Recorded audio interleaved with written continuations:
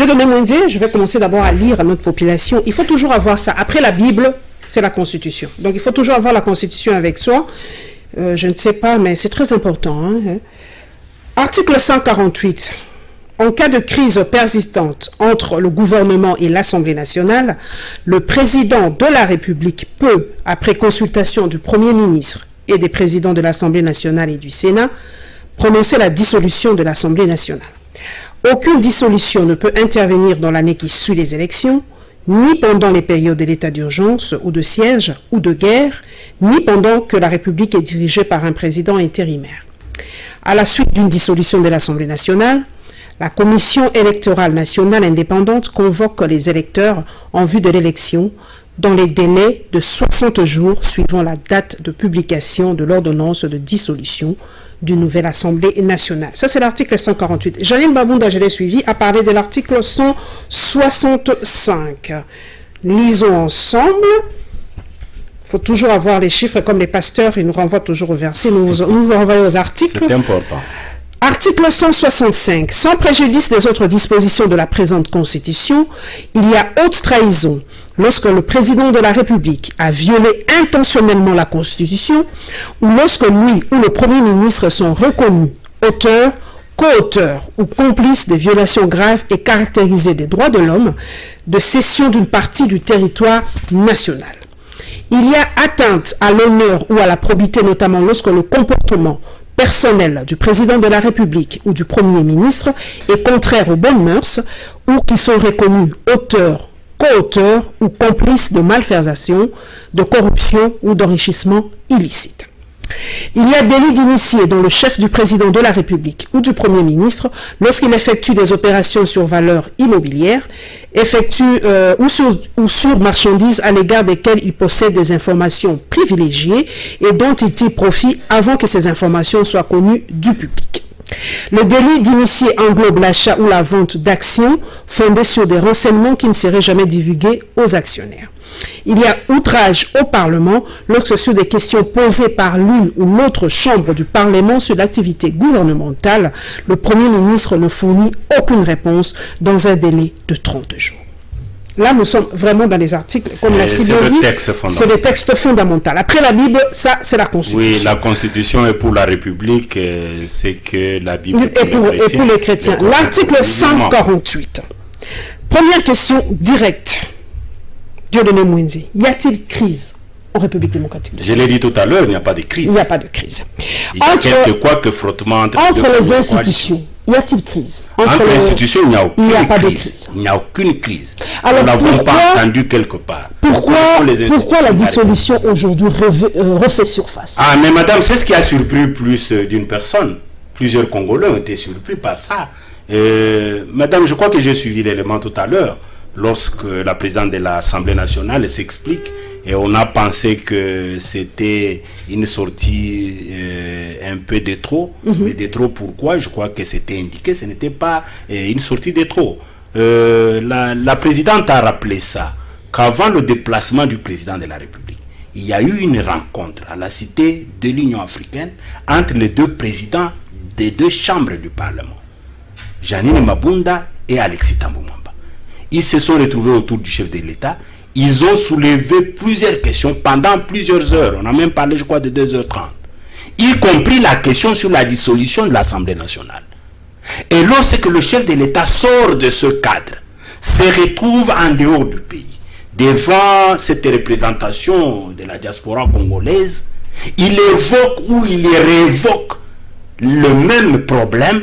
Il était important que celui qui est le numéro 1 de tous ces législateurs membres de l'Assemblée nationale puisse quand même réagir. Je crois que c'est ce qui a poussé Janine Mabunda à pouvoir donné des messages au chef de l'État. Il y a eu la rencontre le 13 janvier. Puisqu'aujourd'hui, il y a un certain nombre de cash, oui, il y a certains nombres de cash qui veulent que Janine Mabunda puisse partir, qu'il quitte le patchouille de l'Assemblée nationale. Parce qu'il a manqué. Elle va partir. Mais ils disent qu'il a manqué du respect au chef de l'État en faisant prescription de droit au chef de l'État. Non, s'il vous plaît, madame. C'est ce qu'ils disent. Là, je ne comprends. Je vous informe. S'il vous plaît, je l'ai entendu. Je l'ai entendu, s'il vous plaît. Lorsque le président de la République raisonne à haute voix en Angleterre en disant il y a possibilité, il dit d'abord au départ qu'on lui prête des intentions de vouloir dissoudre l'Assemblée nationale après une année, puisqu'en principe la Constitution les lui reconnaît. Et il parle de membres de l'Assemblée nationale. Nous pouvons dire qu'il a manqué du respect à l'Assemblée nationale. Non. C'est une façon de réfléchir. Il dit qu'on est en train de lui prêter des intentions, mais lui ne le veut pas puisque ça peut créer une crise. Je crois que c'était comme ça la quintessence de ces propos. Mais lorsque le premier de ces députés nationaux entend ça, c'est-à-dire la présidente Janine Mabunda, et elle a une occasion de pouvoir réfléchir aussi de la même manière à haute voix. Vous pensez qu'il n'y a que celui qui répond, qui manque de respect au premier, mais celui qui a parlé avant n'a pas manqué de respect au second? Non, madame, nous devons nous dire la vérité. Le chef de l'État a raisonné à haute voix. Il a dit qu'on lui prêtait des intentions, il ne le veut pas. Mais si on le poussait à y arriver, il risque d'y arriver. Mais la première dame, celle qui est à la tête de l'Assemblée nationale, vous dit aussi en réfléchissant à haute voix que lorsque le chef de l'État fait allusion à la dissolution de l'Assemblée nationale, ce n'est pas mal, c'est constitutionnel, c'est reconnu. Mais attention, il doit faire attention à la disposition article 2, article 165 et 164. Ce sont des menaces volées, non? Ce sont des menaces volées. Alors, là, on parle le président de la République a menacé l'Assemblée nationale. Mais si nous acceptons que c'était des menaces, donc il a aussi le droit de recevoir des menaces. Non, le président de la République n'a pas menacé, il a réfléchi. Il a dit qu'on est en train de lui prêter des intentions. Mais Madame Janine dit aussi que ce que le président a dit, ce n'est pas mal, ça peut arriver, puisqu'ils en ont déjà parlé lors des échanges à la Cité de l'Union africaine pendant 2h30. Mais au-delà de la lecture de l'article 148 qui prévoit ou qui donne des prérogatives au chef de l'État de dissoudre l'Assemblée nationale, il faut faire cette lecture combinée avec les articles 164 et 65, puisque lorsque 164 et 165, puisque dans 164 on explique ce que c'est la violation intentionnelle de la Constitution. Et à ce moment-là, lorsque un Congolais d'ailleurs ne s'est même pas adressé au chef de l'État, il a dit tout Congolais qui agirait en violant intentionnellement la Constitution, il s'exposerait à l'infraction de la haute trahison. Mais est-ce que Vital Kamerhe a dit, nous l'avons suivi, Vital Kamerhe a dit que Janine Mabunda a franchi le Rubicon. La ligne rouge, et que d'ailleurs, elle se cache, en fait, comment il s'appelle, Chabari, se cache derrière Janine Mabunda. Janine Mabunda ne fait que répéter les phrases de monsieur. Et alors, Chabari. Qui se cache aussi derrière lui?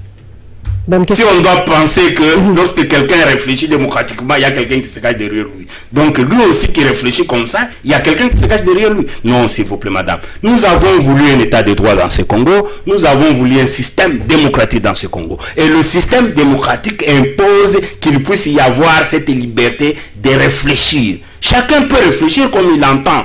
Mais jusque-là, ce n'est pas une imposition, ce n'est pas une loi qu'il faut imposer à tous les Congolais. Lorsque le chef de l'État, qui est une institution, président de la République, réfléchit, vous ne pouvez pas empêcher que le premier d'une autre institution, qu'est l'Assemblée nationale, une chambre du Parlement, puisse aussi réfléchir. Y a-t-il guerre entre non, ce n'est pas une je crois que Janine Mabunda n'a fait que fixer l'opinion, faire une lecture des dispositions constitutionnelles pour ceux qui ne voudraient pas faire une lecture combinée de 148 avec 165. Je crois que c'est ce qui a été fait. Et là, nous ne pouvons pas dire qu'il y a quelqu'un qui est derrière Janine Mabunda. Pourquoi? Vous allez dire que Chadar est derrière Mabunda sur base de quoi? Il est vrai que Chadar est le SP du PPRD, Janine Mabunda est membre du PPRD, mais Chadar n'est pas membre de l'Assemblée nationale, à ce que je sache. Et en quoi il va agir derrière le président de l'Assemblée nationale? Chadar n'est dans aucune institution. Il est chef politique de Mabunda, mais il est dans c'est pour ça qu'on lui a arraché. Moi, je pense du Kokala, mais c'est pour ça qu'on lui a arraché ce passeport. Et ces députés cachés qui sont passés menacer Mabunda, qui est derrière eux? Heureusement que c'est à moi de répondre à ces questions. Le passeport à Chadari à l'aéroport, c'est parce qu'il n'a aucun poste aujourd'hui, il ne représente plus rien au pays. Non. Vous savez, dans ce pays, madame, j'ai toujours dit ceci dans ce pays. Il faut que nous puissions apprendre à nous effacer par moment pour l'intérêt de la nation. Il ne faut pas que tous nous puissions être dans les institutions. Vous pensez que nous sommes plus de 80 millions de Congolais. Nous allons tous être dans quelle institution? Nous ne pouvons pas être dans toutes les institutions du pays. Et Shadari, qui n'est pas dans une institution du pays, vous pensez qu'il est moindre que tous les Congolais qui se retrouvent dans les pourquoi il se promène toujours avec son passeport diplomatique? Nous ne pouvons pas le dire. Mais moi-même, je vous dis ici, je ne suis dans aucune institution. Mais pourquoi il a toujours son passeport également. Mais nous ne sommes pas moins Congolais que ceux qui Exactement, sont dans les mais pourquoi il a toujours son passeport diplomatique? Non, s'il vous plaît. Ministre de l'Intérieur, VPN de l'Intérieur. Lorsque l'on a obtenu un passeport, une pièce d'identité, à une certaine époque, je voudrais dire, moi-même j'ai été à l'Assemblée nationale et j'ai eu un passeport comme député national. Vous n'allez pas me dire qu'aujourd'hui je n'ai pas ce passeport. Je le garde aussi chez moi, un peu dans ma bibliothèque. Mais vous ne vous promenez pas avec, vous ne risquez pas dans les aéroports. Qu'est-ce qui prouve que Shadari se promène avec ce passeport de VPM, vice-premier ministre? Mais il a voulu voyager avec, c'est ce que j'ai dit. C'est ce que j'ai dit, s'il vous plaît. Nous l'avons entendu, mais il y a eu un démenti du PPRD. S'il faut revenir sur ça, il y a eu un démenti du PPRD. D'abord, on a parlé d'un débarquement, un éventuel débarquement de Shadari de l'avion. Je vous confirme que ce soir-là, je crois de vendredi, Shadari n'était pas à l'aéroport de Ndili. Et comme vous le savez, une personnalité comme Shadari va faire les formalités lui-même avant de prendre son avion. Et puisqu'on dit qu'on l'a débarqué, mais qu'est-ce qui s'est passé entre son arrivée à l'aéroport et son embarquement à l'avion? Donc on l'a laissé d'abord embarquer dans l'avion pour qu'après on se rende compte que son passeport n'est pas celui, ce n'est pas celui d'un Congolais tout court, mais c'est celui de VPM. Vous pensez? Et si c'est cela la réalité, c'est que la DGM plutôt a aussi manqué à ses obligations. Ce qui est vrai, c'est que ce soir-là, je vous le confirme, il s'agit de mon SP du parti. Il n'a pas été en deal ce soir-là. Mais il est vrai qu'il y a une délégation qui devait se rendre à Bujumbura, au Burundi. Et cette délégation était prévue de partir le samedi 25. Je vous confirme, madame. Et non pas vendredi le 24. Et les documents existent. Mais comment se fait-il que le vendredi 24, pour ces gens qui ont vu ces documents circuler, puissent penser que non, c'est le même vendredi qui devait partir? Je vous confirme que les documents existent et le voyage était prévu pour le 25. Et si Shadari devait se déplacer, il devait se déplacer le 25. Mais puisque vous parlez de passeport diplomatique, vous pensez que Shadari ne peut pas détenir un passeport diplomatique en dehors de celui de VPM? Entre le passeport diplomatique de Shadari, dont il a droit, comme d'abord député national honoraire, puisque la loi sur la sécurité sociale des députés nationaux, des parlementaires le prévoit, tout député national ancien, il a le droit d'avoir un passeport. Il faut le dire aux gens. Donc oui, on ne va pas arrêter de dire. Et en dehors de ça, s'il vous plaît, je le dis, oui, je suis responsable de mes paroles et j'assume. Mais en dehors de ça, ça c'est de un. De deux, il a le droit d'avoir un passeport diplomatique comme époux de la députée nationale. Vous savez que son épouse est députée nationale. Mais avec ça, il a le droit d'avoir un passeport diplomatique. Et vous pensez que ce passeport diplomatique, qu'il obtiendrait comme époux de la députée nationale, son épouse, ou comme député national honoraire, est moins valable que le passeport diplomatique qu'il aurait eu comme VPM? Tous ces deux sont des passeports diplomatiques. Et il n'a pas besoin de voyager au Burundi, aller brandir le poste qu'il n'a plus. Puisque même au Burundi, qui est notre pays voisin, c'est que le VPM actuel intersect n'est plus Shadari, c'est quelqu'un d'autre. Et pourquoi il peut utiliser ce passeport pour aller avec? Je crois que c'est la manipulation. C'est ce que j'ai dit, c'est la manipulation de l'opinion pour rien, pour vouloir discréditer la famille politique du chef de l'État honoraire, je parle de Joseph Kabila, et discréditer simplement le PPRD et la personne de Shadari. Ce qui n'est pas important. Mais ce qui est vrai, Shadari a eu un passeport diplomatique comme VPM. Il a le droit d'avoir un autre passeport diplomatique, soit comme député national honoraire, soit comme époux de la députée nationale honoraire. Donc il peut utiliser un passeport diplomatique à tout moment. Il n'a pas besoin de recourir à un vieux passeport diplomatique comme VPM. Merci. Nous allons parler maintenant, mesdames et messieurs, du voyage du chef de l'État en Angleterre, où il s'est adressé à la diaspora congolaise vivant en Angleterre, en Grande-Bretagne, et évidemment les réactions par rapport à ce discours.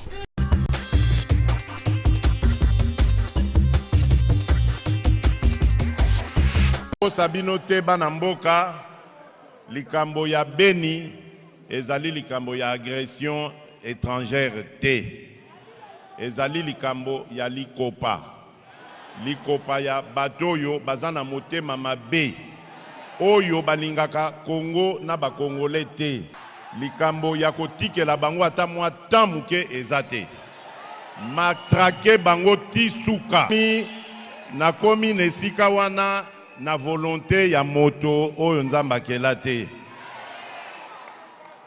Donc mission nangai ekozala ya ko servir d'abord mon peuple. Oyo nyonso akotelema na nzela nangai. Surtout soki azali ministre oyo ngai na nomaki. Kombo na ye Bic Rouge. Bayaka koyebisanga bango moko que président tozali ko subir ba pression batu misusu kati na biso balingi tosalela o mosala te. Na lobi na bango na lobi etali bino. Oyo nga na lobi yango nde ekosalema. Congolais apesi ngai mission. Sima ya mbula mitano Congolais akoya kotuna ngai nde bilan akotuna bino te. Yango wana na lobi.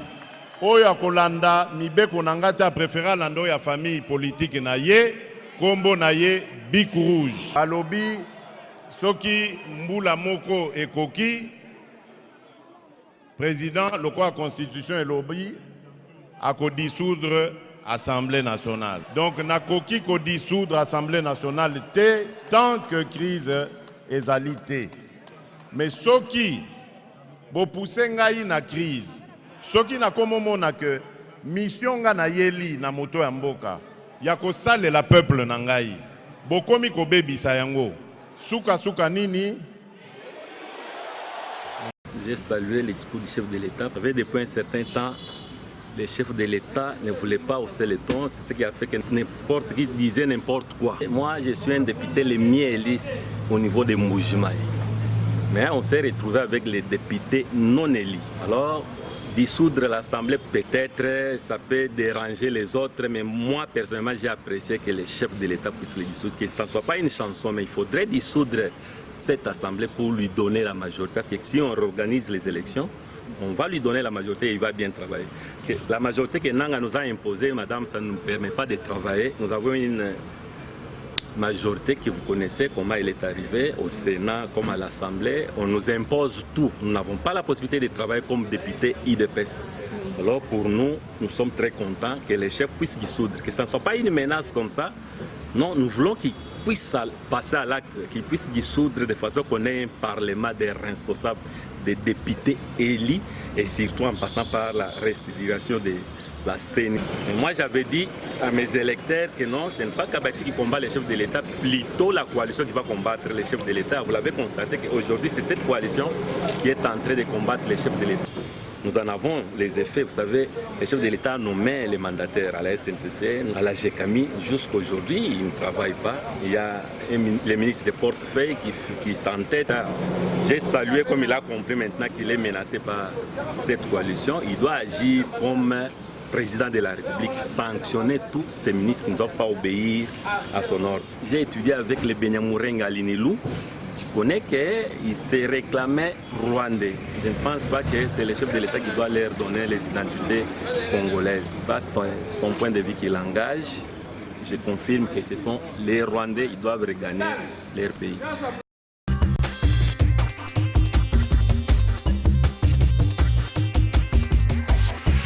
Dieu de mon Dieu, nous allons décortiquer le message du chef de l'État. Il a parlé en lingala, mais nous allons décortiquer. D'abord, il a parlé de Béni. Alors bien, les copains. Donc, tout ce que nous avons appris, que ce sont les forces étrangères, ce sont des forces négatives qui viennent de Rwanda, du Burundi, de l'Ouganda, de la Tanzanie et autres, fausse affaire, fausse histoire. Madame, je vais répondre à votre question, mais acceptez que je dise quand même quelque chose d'important de ce que je venais de suivre, des députés de l'UDPS. C'est important que je dise quelque chose, puisque j'entends comme une sorte de mépris d'un député qui s'est dit de l'UDPS, mais qui appelle le chef de l'État à agir comme président de la République. Comme s'il méconnaît que depuis 2019, ce président Félix Tshisekedi a toujours agi comme président de la République. Donc, en d'autres termes, à entendre ce député national, les non-dits sont là-dedans. Donc, jusqu'à ce jour, lui, il ne l'a jamais vu agir comme président de la République. C'est bien grave quand ça vient d'un député national élu de l'UDPS. C'est grave, madame. Je reviens sur Béni. Mais lorsqu'il dit Lingomba, le groupe de tous ces gens, je dois faire foi à ce que le président de la République dit. Il est d'abord le commandant suprême des forces armées congolaises, donc il est informé suffisamment sur ce qui se passe à l'Est. Mais je ne voudrais pas aussi que l'on laisse comprendre à l'opinion que tout ce qui se passe à l'Est, c'est l'œuvre simplement des Congolais. Non. Madame, nous avons également des informations qu'il ne s'agit pas simplement des Congolais. D'ailleurs, vous suivez, vous êtes de la presse. On a retrouvé des Corans sur certains membres. On a retrouvé de la monnaie sur ces membres de ce groupe. On a trouvé des cartes d'identité sur ces membres de ce groupe. Et ces cartes, comme la monnaie, comme le Coran, ce ne sont pas des documents congolais. Donc vous allez me dire que tout ça, ce sont des Congolais qui les détiennent. Non. Ce qui est vrai, c'est que le fondement lui-même de cette désolation à l'Est, de ce mouvement à l'Est, peut être une œuvre des étrangers, mais qui est écrite sur place des Congolais pour accomplir leur... Et ça peut arriver. Je ne peux pas aussi confirmer que dans tout ce qui se passe à l'Est, il n'y a que les étrangers. Non, il y a aussi des Congolais naïfs qui sont utilisés pour faire mal à leurs frères et leurs sœurs. Il y a donc une coalition à l'Est. Moto Oyo Nzambe Akelate. Donc il n'a pas eu son pouvoir de la main d'un homme. Bon, il y a une façon de parler du président de la République. Mais moi, d'emblée, je peux dire qu'il a eu ce pouvoir du peuple congolais. Parce que beaucoup le disent. Nous sommes à Congo, nous avons la liberté d'expression. Beaucoup le disent qu'il a eu ce pouvoir du main de Joseph Kabila. Ça se dit, il ne faut pas se voiler la face. C'est pour cela lui renforce et dit son pouvoir ne vient pas de la main d'un homme, mais de la main de Dieu ou du pouvoir. Non, le pouvoir vient du peuple congolais, non de Joseph Kabila. Il y a une élection dans ce pays, madame. Ce pouvoir vient d'abord de peuple congolais. Et le peuple congolais a accompli la volonté de l'éternel Dieu. Exactement. Donc nous ne pouvons pas dire que c'est Dieu qui l'a choisi directement, non. Dieu l'a choisi au travers de la volonté exprimée par le peuple congolais. Donc ceux qui l'ont élu sont d'abord les Congolais. Donc le pouvoir est venu de quelqu'un. Vous avez parlé que non, le président, il n'y a pas de pression, le président, il y a pas de, bon, il y a des couacs, mais il n'y a pas de pression, mais le président lui-même l'a dit. Oyoki l'a dit, il y a des ministres Obaya Kepanaye qui viennent lui dire, président, on nous empêche de travailler, on nous dit madame. Voilà. Mettre le bâton dans le rouge. Le stylo rouge. Donc ceux qui font ça s'appellent les stylos rouges. Voilà. Mais madame, donc, je l'ai répété tout à l'heure. Donc il y a des ministres qui sabotent l'action de chef de l'État. Le chef de l'État, lorsqu'il se trouve à l'étranger, il le dit bien qu'il s'assume complètement comme président de la République. Il n'a aucun blocage, il n'a aucune pression. Mais il n'est pas entravé par qui que ce soit. S'il connaît ses ministres, il n'a qu'à les révoquer. Je vais revenir sur ça. Je prends d'abord les premiers propos qui sont un avis important. Il dit qu'il est libre comme président de la République. Il n'a jamais été manipulé et il n'est pas bloqué. Il n'est pas empêché de faire quoi que ce soit. Nous le savons tous Congolais ici. Il l'a dit en dehors de ce pays également, comme à l'intérieur. Mais lorsque je l'entends se plaindre sur l'attitude de certains ministres, et d'ailleurs lorsque vous l'entendez, il ne pointe pas directement les ministres du FCC. Ça, je crois que c'est une interprétation. Il parle simplement de certains ministres qui reçoivent des instructions de leur chef politique ou de quelqu'un, je ne sais pas, qui que ce soit. Mais le chef de l'État ne peut pas se plaindre, je l'ai toujours dit. Le pouvoir ne se plaint pas, madame. Le pouvoir agit. Le chef de l'État dit bien qu'il s'assume comme chef de l'État. Le chef de l'État le dit bien qu'il est président de la République et c'est lui qui a nommé ses membres qui sont dans ce gouvernement. Je rappelle, s'il vous plaît, madame, qu'à toutes les rencontres avec les élus du FCC ou avec les animateurs des institutions du FCC, l'ancien chef de l'État, Joseph Kabila, a toujours dit il faut respecter l'institution président de la République. Aujourd'hui, c'est Félix qui est votre président de la République. Je ne le dis pas simplement avec Joseph. Vous l'avez déjà entendu à l'Imété, où les responsables politiques disent il y a eu rencontre entre Kabila avec les animateurs du FCC et Kabila a dit désormais il faut respecter Félix Tshisekedi. Et ça s'est dit.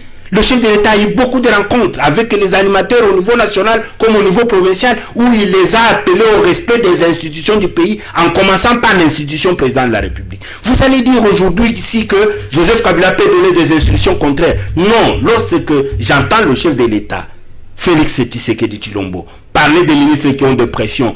Et il dit même que ces ministres viennent lui dire qu'ils les reçoivent. Mais qu'est-ce qu'il fait de ces ministres, s'il vous plaît? Et ces ministres disent quoi? Ces pressions viennent de qui? Il faut qu'ils le disent. Nous voulons entendre ça. Et lorsqu'il dit qu'il y a des pressions sur un ministre, qu'est-ce qu'il fait avec son bic rouge? Puisqu'il dit bien ces ministres s'appellent bic rouge.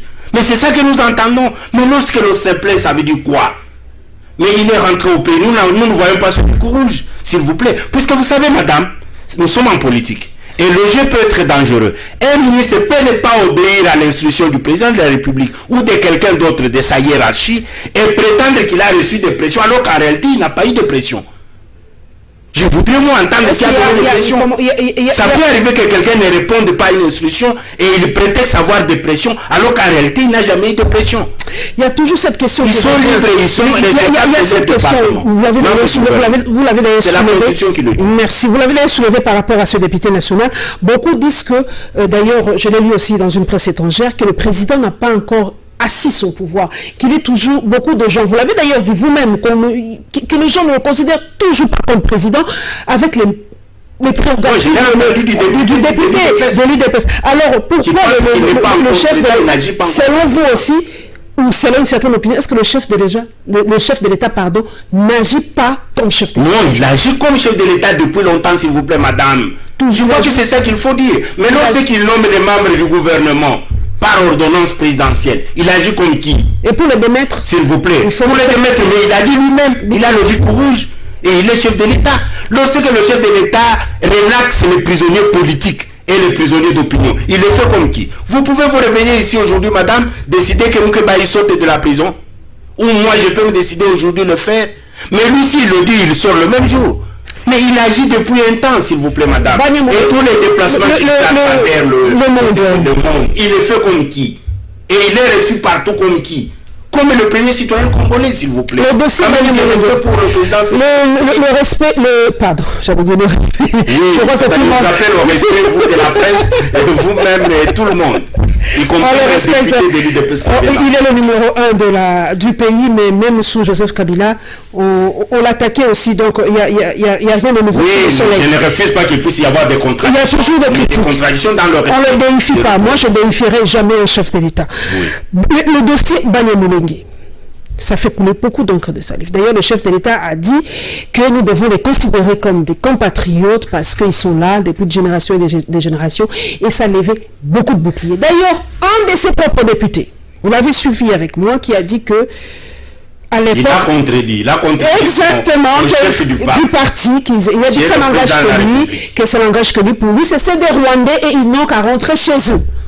Pour vous, là, la question que je pose à Dieudonné Mwenze, communicateur du FCC, congolais comme moi, compatriote, comment vous considérez... Congolais du centre. Comment vous considérez les Banyamulenge, personnellement? Mais s'il vous plaît, madame, nous parlons de qui? Je voudrais qu'on se dise... Les Banyamulenge, vous les considérez comme compatriotes? Nous parlons de qui? Nous parlons de Banyamulenge. S'il vous plaît, ils sont congolais ou pas? S'il vous plaît, madame. S'il vous plaît, madame. Nous avons entendu le chef de l'État le dire. Vous pensez que c'est là que l'on appelle les Banyamulenge, qui sont sur notre territoire depuis des années, ne sont pas considérés comme des Congolais, qu'aujourd'hui on puisse faire ce débat? Nous avons eu, s'il vous plaît, madame, c'est important, il faut dire ça à l'opinion. Nous avons eu un vice-président de la République dans ce pays, accepté par tous les Congolais comme vice-président de la République. Nous l'avons accepté comme étranger ou comme Congolais. Madame, vous le savez, un vice-président de la République. Aujourd'hui, nous avons des ministres depuis longtemps, des ministres de cette famille-là, Banyamulenge, que nous avons eu dans ce pays, diriger ce pays accepté par tous, y compris vous, madame. Vous pensez que ce sont des étrangers qui sont venus entrer dans notre gouvernement et diriger le pays comme des étrangers? Je l'entends là-bas d'un homme d'État, député national. Donc vraiment, c'est nous tourner en bourrique, nous dire que, donc de tout ce temps, nous avons été des hommes sans tête, en acceptant que nous ayons un vice-président Banyamulenge, en reconnaissant qu'il est étranger, que nous puissions avoir des ministres dans cette République jusqu'à ce jour, mais en acceptant qu'ils soient étrangers. Vous pensez que c'est normal ça? Non, je crois que c'est un débat déjà dépassé. Ce qu'il faut reconnaître, c'est que tous les Congolais ici, nous avons des origines. Madame, vous le savez, tous ce ne sont pas nécessairement d'origine congolaise. Nous tous ici, nous ne sommes pas nécessairement d'origine congolaise. Lorsque vous allez au Katanga, vous allez en Centrafrique, vous allez, je crois, Congo-Brazza ici, au Burundi, au Rwanda, même en Tanzanie, en Zambie. Vous avez des gens qu'on reconnaît là-bas comme leurs frères, mais qui sont chez nous comme des Congolais. La question soulevée est par rapport à la... Je crois que ce débat est déjà dépassé. Vous savez que même, s'il vous plaît, madame, c'est par rapport à la fidélité à la République démocratique du Congo. Je vais revenir sur ça. Je vous donne un exemple. Aux États-Unis, par exemple, hein, on fait une histoire. Lors de la Deuxième Guerre mondiale, il y a eu des Japonais, des Américains d'origine japonaise, lors de la Seconde Guerre mondiale. Et pendant la Seconde Guerre mondiale, et je vous l'ai dit, on a confiné ces Japonais. Parce que les gens se disent, l'origine a toujours un ascendant sur le pays d'accueil. Ces Japonais-là se sentaient plus japonais qu'américains. La question aujourd'hui, c'est ce qu'il faut condamner, s'il vous plaît, madame. Il faut avoir des exemples. Est-ce que les Banyamulés ne se sentent d'abord congolais ou se sentent d'abord rwandais? Madame, je vais vous répondre du tic au tac. J'en connais beaucoup qui sont Banyamulenge, comme on le dit, mais qui se sentent plus congolais qu'autre chose. J'en connais beaucoup. Je vous donne l'exemple. Vous avez dans les forces armées congolaises ici des officiers qui sont Banyamulenge, il faut le dire ouvertement, qui combattent toutes ces forces négatives qui sont à l'est du pays. Là-dedans, vous avez même quelques officiers rwandais. Ces gens-là tirent sur ces forces négatives. Vous pensez qu'en tirant sur eux, ils se considèrent plus rwandais que congolais? Vous pensez qu'ils n'attrapent pas les Rwandais qui sont là-bas, puisque nous suivons toutes les informations. Ils n'attrapent pas les Tanzaniens qui sont là-bas. Et quand ils les attrapent, ils sont quoi? Ils sont congolais, moins congolais que rwandais? Non, s'il vous plaît, c'est dépassé. Nous avons des ministres ici de la République qui travaillent pour le bien des Congolais. Vous pensez qu'ils se sentent plus rwandais que congolais tout en étant membre du gouvernement? Nous avons eu un vice-président de la République ici. Vous pensez qu'en dirigeant le pays pendant la Formule 1+4, il dirigeait plus comme Rwandais que Congolais? Non, je crois que ce débat est déjà dépassé. Ce qui est vrai, c'est que les Banyamulenge dont on parle ont eu une origine rwandaise. Il faut le dire ouvertement. Ont eu une origine rwandaise avant les 1920, 1950, 30. Mais nous connaissons aussi qu'aujourd'hui, il y a nombreux qui se comportent comme des Congolais. D'autres ne connaissent même pas les montagnes du Rwanda. Vous savez, il y en a beaucoup qui ne connaissent même pas les montagnes du avec l'enseignement, nous allons parler de troubles alifasiques, nous allons parler de la reprise de cours à l'Unikin et nous allons terminer en beauté avec la présentation de la tablette Motema inventée par ce jeune Congolais.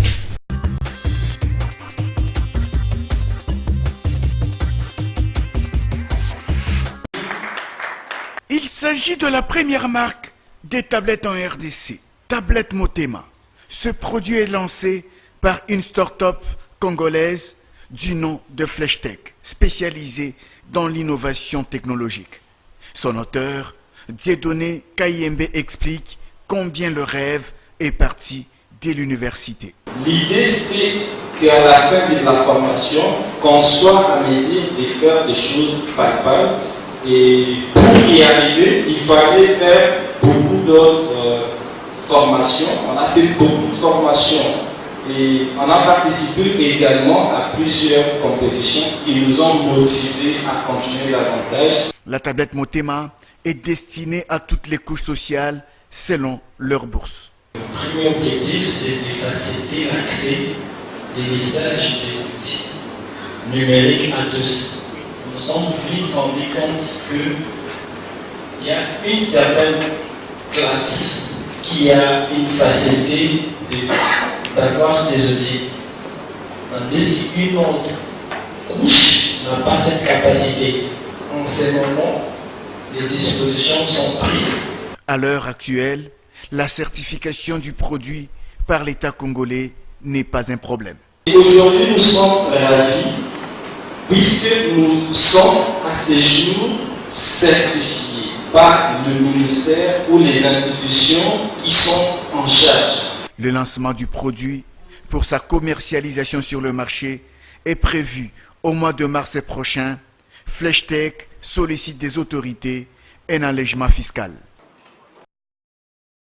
Le comité de gestion de l'université de Kinshasa vient d'établir un chronogramme de la reprise des activités académiques au sein de cet établissement universitaire. Selon un média en ligne, les étudiants de l'UNIKIN reprennent le chemin de l'université le lundi 2 mars prochain. Le comité de gestion pose par ailleurs quelques conditions avant de reprendre les cours. Chaque étudiant devrait se faire identifier en payant la première tranche des frais du 27 janvier au 15 février 2020. Il rappelle en outre à ses étudiants que le paiement est une obligation et demande par la même occasion au numéro 1 de l'ESU d'apprécier les décisions issues de cette réunion. Ici est de noter que le ministre de l'ESU, Thomas Louaka, a suspendu le cours à l'université de Kinshasa après les manifestations des étudiants sur les sites universitaires du 6 au 7 janvier dernier. Ce jusqu'à nouvel ordre afin de restaurer un climat de paix dans cette université. Pour rappel, les étudiants avaient protesté contre la hausse des frais académiques, réclamant ainsi le respect de la note circulaire du ministre de l'ESU, fixant les frais académiques à 164 700 francs congolais pour les classes de recrutement, 131 760 francs congolais pour les classes montantes et 247 050 francs congolais pour le troisième cycle. Les frais revus à la hausse par l'université de Kinshasa après concertation avec le ministre de l'ESU. Les frais qui ont été revus à la hausse par l'université de Kinshasa après concertation avec le ministre de l'ESU. Ces frais qui sont actuellement évalués à 485 000 francs congolais pour les classes montantes et 495 000 francs congolais pour les débutants. Une position qui a été soutenue par le Conseil des ministres et rejetée par certains étudiants. Après l'université de Kinshasa, c'est au tour de l'IFASIC. Les étudiants dénoncent la majoration des frais académiques. On est ici à l'IFASIC. Si vous remarquez, ce bordel est en train d'être causé par les étudiants. C'est suite aux ossements de prix de frais académiques. Vraiment, ce n'est pas normal. C'est une chose étonnante. Vu qu'on est université de l'État, le frais ne peut jamais arriver à ce montant. Ils demandent à l'État congolais, particulièrement au chef de l'État, de s'impliquer afin de revoir ces montants fixés à 580 000 francs congolais. Alors, c'est que nous, on peut adresser au chef de l'État ou au recteur de l'université de revoir ces cas. Parce que, en tout cas, on est là, les parents ont des moyens, ce ne sont pas tous les parents qui ont les mêmes moyens. Alors quand nous venons ici, on a choisi l'université de l'État, c'est parce qu'on sait que là-bas, il y a un prix qui est un peu abordable. Les étudiants de l'IFASIC sont déterminés à poursuivre ces manifestations jusqu'à obtenir gain de cause à leurs problèmes. Ils soulignent par ailleurs que les frais académiques dans les établissements publics devraient être fixés par les ministères de l'enseignement supérieur et universitaire au début de l'année académique.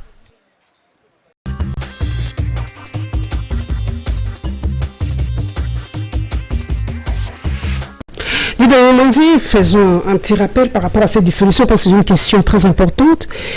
Nous allons filmer parce que l'histoire nous aide à préparer l'avenir. Est-ce qu'en RDC, il y a déjà eu dissolution du Parlement, de l'Assemblée nationale, depuis l'accession de notre pays à l'indépendance? Il y en a déjà eu, je crois, autour des années 60, déjà, lorsque nous avions Kasavubu comme président et Lumumba comme premier ministre. Rappelez-vous que Lumumba avait la majorité parlementaire et que c'est cette majorité parlementaire qui avait servi pour que celui qui avait la majorité comme Kasavubu puisse passer comme président de la République. Et lorsqu'il y a eu des disputes entre les deux leaders, Lumumba et Kasavubu, il y a eu cette dissolution de l'Assemblée nationale sur laquelle reposait Lumumba. Lorsque Lumumba lui-même était déjà... Ça a créé une crise. Donc ça a créé une crise et nous connaissons la suite. Et je crois que c'est ça que le chef de l'État... C'est ça que le chef de l'État aujourd'hui ne veut pas... Le chef de l'État l'a dit, je crois que vous avez... Il ne veut pas revenir sur... Il dit qu'on prête des intentions. S'il vous plaît, madame, il faut qu'on dise ouvertement les choses. Qui lui prête ses intentions? C'est sa propre famille politique. Nous sommes dans les médias. Nous sommes dans les médias et sur le net avec vous. C'est Cash qui veut la Oui, mais nous sommes avec vous. Vous avez suivi leur meeting dernièrement. C'est eux qui disent tous les jours, ils ne se retrouvent pas dans l'Assemblée nationale. Il faut qu'on puisse dissoudre l'Assemblée nationale. Nous avons suivi leurs propos. Lorsqu'ils disent la Constitution prévoit une année après et tout le monde savait que le 24 ici, le chef de l'État va prononcer la dissolution de l'Assemblée nationale. C'est eux qui veulent, c'est eux qui lui prêtent les intentions, ce sont les combattants du cash. C'est puisqu'ils ne se retrouvent pas nombreux dans cette assemblée. Vous pensez que nous, FCC, avec nos plus de 300 députés nationaux, nous allons vouloir qu'on puisse dissoudre cette assemblée pour qu'on fasse quoi encore? Nous nous retrouvons dans cette assemblée, nous ne pouvons pas vouloir qu'on puisse dissoudre cette assemblée. Nous dirigeons cette assemblée par la personne de Janine Maboun. Vous pensez que nous pouvons vouloir ça? Non. Donc les intentions dont le chef de l'État parle, ce sont les intentions de sa propre famille. Mais il respecte sa base, vous le savez, quand il a retiré sa signature à Genève. Non, c'est ce que nous disons toujours, s'il vous plaît, madame. Sa base. S'il vous plaît, madame, c'est ce que nous disons, ou soit on est leader, ou soit on n'est pas leader. Je l'ai dit tout à l'heure, le pouvoir ne se plaint pas, le pouvoir agit. Le chef de l'État actuel constitue tout un pouvoir. C'est la première institution dans ce pays, même s'il était président de l'UDPS. Il est autoritaire. Oui, il était président. Aujourd'hui, il est président de tout le monde. Aujourd'hui, il est président de tout le monde, même s'il est autorité morale du cash. Donc, le président ne peut pas se plaindre, il doit agir. Et ceux qui lui prêtent des intentions, ce sont les membres de sa propre famille politique. Et le chef de l'État le dit bien. On veut me pousser à le faire, mais je ne veux pas. Et il donne la conséquence, ça risque de créer une crise politique. Le chef de l'État le dit clairement, puisqu'il est conscient que ça peut créer une crise politique. Et c'est vrai, je confirme, madame, que ça peut créer une grave crise politique dans ce pays. Et le chef de l'État parle de la dissolution en vertu de l'article 148 de notre Constitution. Et la lecture de 164 et de 165 de notre Constitution donne un peu comme la possibilité au chef de l'État de ne pas se limiter simplement à cet article qui pose deux conditions majeures.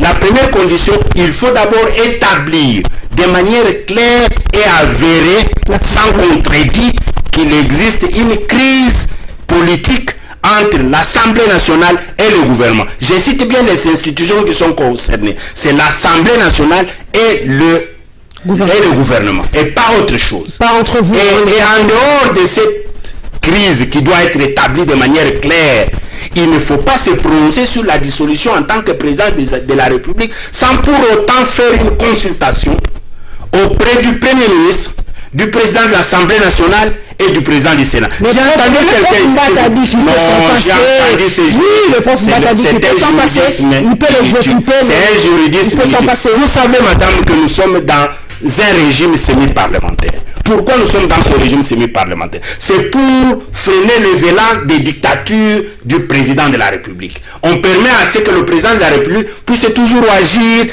en concertation avec le Parlement. On ne donne pas tout le pouvoir ni au président de la République ni aux parlementaires. On permet de créer cet équilibre. C'est cet équilibre qui fait que le législateur de 2006 ait choisi une consultation préalable avant de prononcer la dissolution. C'est une consultation obligatoire et l'avis est nécessaire. Le constituant le dit bien. Le pouvoir accordé au chef de l'État à l'article 148 n'est pas un pouvoir discrétionnaire comme la signature des ordonnances ou la nomination des officiers ou des mandataires dans des entreprises. Ici, il s'agit d'un avis consultatif qu'il faut nécessairement, dont il faut tenir compte, puisque ça règle ces élans de dictature éventuelle entre le président et le Parlement. Donc les avis donnés par le Premier ministre, puisque lui est en conflit avec l'Assemblée nationale, les avis donnés par le président de l'Assemblée nationale, puisque cette institution est en conflit avec le gouvernement, et les avis donnés par le président du Sénat doivent être observés pour qu'on puisse arriver à la dissolution de l'Assemblée nationale. Merci. Et si cela n'est pas fait, c'est ce que Mme Janine rappelle, on tombe dans le cas de la violation intentionnelle de la Constitution qui constitue un acte de haute trahison poursuivable par la Cour constitutionnelle. Voilà, nous avons eu vraiment des éclaircissements, mais par rapport à ce secteur qu'est l'enseignement supérieur aujourd'hui, beaucoup de troubles, beaucoup de problèmes, l'UNIKIN a fermé, l'IFASIC a fermé, et tout ça par rapport au prix de frais universitaires. Pour vous, en tout cas, Dieudonné Moïse, est-ce que les étudiants avaient vraiment le droit de manifester ainsi par rapport à la hausse des... Madame, le social pose encore problème dans ce pays. Lorsque nous parlions du bilan, je vous ai dit qu'il y a encore beaucoup à faire dans ce social. Lorsque l'on voit le prix sur le marché, il faut avouer que le social est encore entier et il faut le résoudre. Vous avez le taux qui est passé de 1600 il y a quelques mois à 1750 aujourd'hui. Et ça pèse sur le panier de la ménagère, ça pèse sur le budget des pauvres citoyens le Congolais lambda.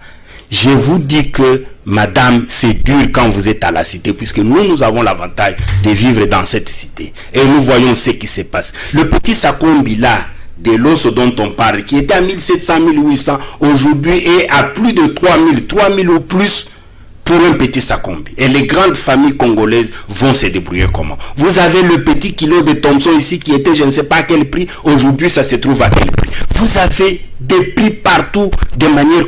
Même le transport en commun ici, en dehors de ce que nous avons comme embouteillage créé par les fameux sautes de moutons, mais vous avez le prix qui part jusqu'à 1000 francs pour une course et les gens sont obligés de fois de faire le pied puisqu'il n'y a plus de bus pour les transporter et les Wewa, les motards dont on parle ici qui doivent transporter les gens, là où il y a crise de transport, demandent jusqu'à 1500, 2000 pour une petite course qui en principe doit être donc c'est dur et les étudiants sont exposés à ça. Mais beaucoup de recteurs disent que en RDC, les frais académiques sont parmi les moins chers. D'ailleurs, les études universitaires sont parmi les études les plus chères. Je vais revenir sur ça.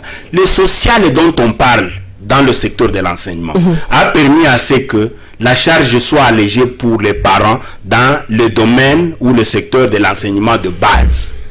Mais il ne faut pas qu'on surcharge les parents dans le secteur de l'enseignement supérieur universitaire, puisqu'on n'aura rien fait. Puisque ce sont les mêmes parents qui ont les enfants à l'école primaire, ce sont les mêmes parents qui peuvent avoir les enfants à l'université. Tout doit être gratuit? Non, je ne dis pas que tout doit être gratuit, mais lorsque l'on allège d'un côté et on surcharge de l'autre côté, on n'a rien fait en définitive. Puisqu'aujourd'hui les parents, imaginez-vous, nous l'avons dit, nous prenons le cas par exemple de l'université. Ils étaient, je ne sais pas, à 280 000 l'année passée. Et aujourd'hui, ils sont passés à 480 ou 490. Quelle augmentation, s'il vous plaît, madame, d'environ 90%. On a fait quoi? Puisqu'on parle du taux du dollar. Autrefois, c'était au taux de 92-93 pour $1, 92-93 francs congolais. Hein, je parle de 920, 930. Aujourd'hui, c'est à 1750 ou 1700 pour $1. Bon, c'est vrai, c'est un problème de taux. Mais le gouvernement doit pouvoir régler cette question. Puisqu'entre l'année passée et cette année, il n'y a pas trop de différence. À l'IFASI que j'ai entendu que c'était, je crois, 300 quelque chose l'année passée. Aujourd'hui, ils sont à plus de 500 000 francs congolais. Non, je crois que c'est dur. Mais ce que j'ai toujours reproché, madame, et je crois qu'il faut le dire, c'est que nous, Congolais, à un certain moment, nous sommes aussi trop naïfs, y compris moi-même. Il faut qu'on le dise. Comment les étudiants peuvent accepter que dans une réunion de concertation entre les comités de gestion de leur établissement, les corps scientifiques et administratifs, il puisse y avoir des étudiants, mais qui ne transmettent pas leurs desiderata. Et eux acceptent, puisque partout c'est comme ça qu'on a dit, que ce soit à l'INKIL ou à l'IFASIC, on a dit que les étudiants ont été associés aux discussions. Mais ce sont les représentants des étudiants qui devaient déjà lever leur voix pour dire attention, ce que vous faites là, nos camarades ne sont pas d'accord. Mais eux acceptent. Au nom de quelle loi, je ne sais pas, ils signent des documents, les frais sont publiés et finalement ce sont leurs camarades qui disent nous ne sommes pas d'accord. Je crois qu'il faut qu'on mette fin à cette fausse représentation des étudiants. Il faut qu'on ait réellement des représentants des étudiants qui portent plus haut la voix des étudiants. Mais non, c'est qu'on fabrique des représentants des étudiants avec qui on fait des combines et finalement on va dire les étudiants ont parlé. Vous avez parlé de études qui sont plus chères ailleurs et peut-être pas au Congo. Il est vrai, je l'avoue, qu'au Congo, les études ne sont pas trop chères par rapport à ce qui se passe ailleurs. Mais ça dépend du contexte, madame. Notre contexte, est-ce qu'il nous oblige d'avoir des études plus chères? Puisque d'abord, au-delà du prix cher des études, il faut aussi y accoupler la qualité même de l'enseignement. Est-ce qu'aujourd'hui, notre qualité de l'enseignement nécessite que cet enseignement soit cher? Non, mais le tout peut être lié de domaine. Peut-être la modicité de cette somme impacte sur la qualité. Quand on prend par exemple la plus grande des universités, Harvard. Mais c'est pas tout le monde qui part à Harvard. Madame, je suis d'accord qu'on améliore les conditions du professeur d'université. Et celui qui doit améliorer ces conditions, ce n'est pas l'étudiant avec ses frais de Minerval qui doit payer. C'est d'abord l'État congolais qui doit améliorer. Les professeurs sont les fonctionnaires de quel agent ou de quel chef? C'est l'État congolais qui est leur employé. Donc si l'État congolais est leur employeur, donc l'État congolais doit savoir améliorer les conditions de ses employés. Et ce n'est pas nécessairement l'étudiant congolais qui doit améliorer. Et lorsque l'on parle de l'amélioration même des conditions de l'enseignement, mais je crois qu'au-delà de ça, lorsque l'on améliore les conditions, il faut que l'on donne aussi, que l'on jette un coup d'œil sur la manière d'agir du professeur. Savez-vous, madame, que tous ces professeurs qui aujourd'hui demandent qu'on améliore leurs conditions, puisqu'il faut savoir par où il faut commencer. Est-ce qu'il faut commencer par améliorer les conditions ou d'abord laisser les étudiants tranquilles? Vous savez que même les TP sont vendus. On le sait. Les syllabus se sont vendus à $20, $30. Lorsqu'on est dans un auditoire de 1000 étudiants, 2000 étudiants, vous pensez qu'avec ça, on va demander à l'État d'améliorer ses conditions? Non, je crois que l'État aussi se complaît dans ces désordres-là. Puisque l'État sait bien que, au-delà du salaire que je donne au professeur, le professeur rançonne déjà les parents à travers les étudiants. Donc, l'État se complaît à donner ce qu'il peut donner. Et lorsque le professeur veut réclamer beaucoup à l'État congolais qui est son employeur, il doit d'abord cesser de rançonner les parents au travers des étudiants. Et à ce moment-là, l'État va comprendre qu'il faut améliorer les conditions du professeur. Merci beaucoup, Dieudonné Mondier, communicateur du FCC, membre du Conseil national du PPRD et député national honoraire. D'ailleurs, tout le monde se pose la question, pourquoi tout le monde aujourd'hui veut devenir honoraire? C'est quoi cette histoire d'honoraire? Non, c'est un fait réel. C'est un fait réel, madame. Lorsque l'on a été dans des fonctions et que l'on les a quittés, on devient honoraire. C'est un fait réel, pas tout le monde. Aujourd'hui, tout le monde n'est pas député national honoraire. Okay. Il y a quelques-uns qui sont députés national honoraire. Tout le monde n'est pas ministre honoraire. Tout le monde n'est pas PDG honoraire. Tout le monde n'est pas président de la République honoraire. C'est en fonction de quoi qu'on devient honoraire? Non, c'est-à-dire c'est le fait que l'on a occupé des fonctions et lorsqu'on les quitte, on reste un citoyen simple, ne fût-ce que par reconnaissance à ce qu'on a rendu comme service à la nation et à la République, on vous appelle par cette fonction-là, mais en y ajoutant le mot honoraire pour signaler que vous l'avez été dans le temps, vous ne l'êtes plus. C'est ainsi que les ministres sont appelés ministres honoraires, c'est-à-dire qu'il a été ministre servant de la République et aujourd'hui il n'est plus ministre. Ça ne peut pas froisser, madame. Voilà, donc mon père restera pour toujours président de l'Assemblée nationale honoraire. Tout à fait, il faut l'appeler comme ça. Merci et bon souvenir à Yvon Kimpiob, le tout premier président de l'Assemblée nationale de notre pays. Nous allons nous retrouver, mesdames et messieurs, avec le même plaisir le dimanche prochain. Merci à toute l'équipe technique, merci à tous mes followers dans les réseaux sociaux et merci à tous ceux qui suivent Congo Web Télévision. À dimanche prochain, Inch'Allah.